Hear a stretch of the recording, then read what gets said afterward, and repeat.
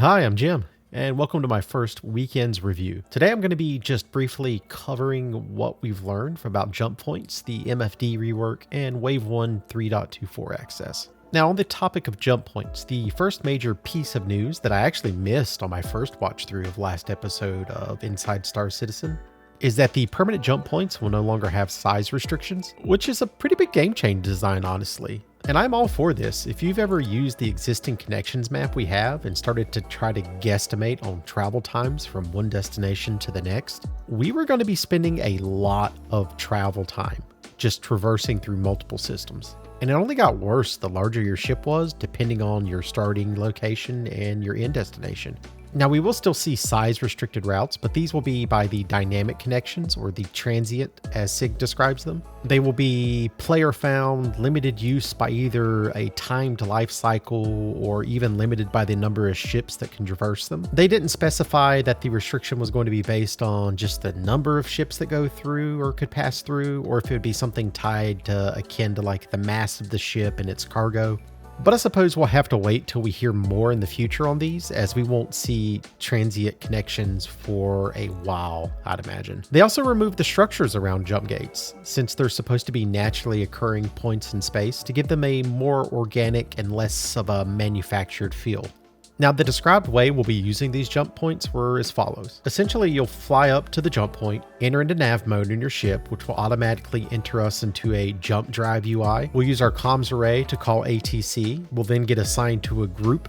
Your ship will have to attune to the jump point by aligning your ship to the area shown in the jump drive UI. This UI will also be used to give us a progress update of how our jump is going. And once started, the jump point will actually pull our ships into it, and the ships in that group will all travel together in a singular line. We'll have to do some basic navigating to maintain our jump progress. However, it is possible to fail the jump if you hit the edge of the jump tunnel too much. It will cause a distortion damage that, once is built up to a certain point, you will be ejected from that jump tunnel. You will either end up back in the originating system that you were trying to leave, or come out into the system you wanted to transit to. And it seems like that's mostly going to be based on just how far through the tunnel system you made it, whether you drop back to the original or into your destination system. You, however, will not be at the correct starting or end point. You'll be somewhere around the edge of the system and have to navigate back to wherever it is you want to be or need to be from there. Jump point exits will have multiple exit points to help deter encountering camps at the jump point exits. And even from the perspective of a PvPer, I think that's a much needed feature, and I'm glad to see it.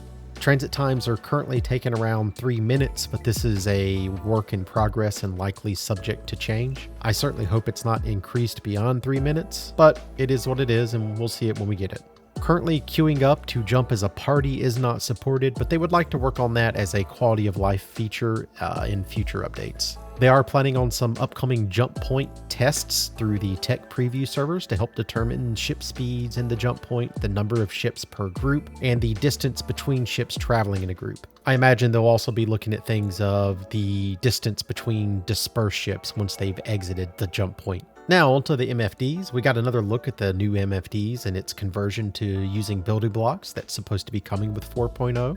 We can see that each manufacturer is going to have a more distinctive view on how they display relevant information to their pilots, which is a great addition to the feel of each ship. We can see the view from the pilot seat look far less obstructed by visual information. Though if you recall from CitizenCon, we will be getting the ability to cast more ship information in additional MFDs, so long as we're wearing the appropriate helmets to display that information. Again, it's great to be seeing armor stats start to stand apart from each other in roles beyond the usual light, medium, and heavy armor stats that we've seen previously. Also, if you recall from CitizenCon, they said they've added around 100 new keybinds to interact with these MFDs, which is great, I think, but also a bit daunting, as I really hope to see them take some time and revisit the current list of in-game keybinds, mainly how they're grouped, and the naming of some of them could really be far better than they currently are. And can we please get a search feature? It looks like we've changed away from the power management MFD, away from the power triangle we're used to, but it appears that the act of changing power from one system to another will remain mostly the same, or at least very similar to as we have it now. Also, from last year's CitizenCon, when we were taking a look at the new MFD systems, we saw that our MFD settings would persist for each unique ship, and that's a quality of life feature I hope we really get to see released with this first iteration. I almost hope that these settings will persist for all ship types beyond destruction. As someone that personally plays an Arena Commander fairly often, I'd enjoy not having to spend 2 minutes going back through the in-game ship settings every time I die, which is a lot in Arena Commander, as that seems very counterintuitive to how AC is set up, and I honestly would like just to see that feature in the PU as well. And on to Wave 1 access for 3.24. Looks like it'll be coming soon, trademark. We got a recent update through the StarCitizen testing chat in Spectrum that they have resolved nearly all the bugs that were keeping the docking arms from fully extending, and that they were down to the couple last items on their Wave 1 blocking list. Now, they didn't divulge what those items were or how many items were on that list, but as soon as they clear them, it looks like we should be getting a Wave 1 release for 3.24 again pretty soon. I'd like to hope that we could see it as early as next week, but after years of following StarCitizen, I've learned that we get things when we get them, and there's little point in stressing over release date. I, like many others, am very excited about the addition of personal and instanced hangars and hope to get to experience it very soon. I am still waiting to experience the freight elevators before I decide if I like them. They look cool, but as with my last video I made, I am worried about the grind that they're going to add to the game. But if you want to hear more on that, just watch my last week's video. I'll add a link to it here at the end of this video. Beyond that, enjoy your weekend, and as always, I'll see you in the verse.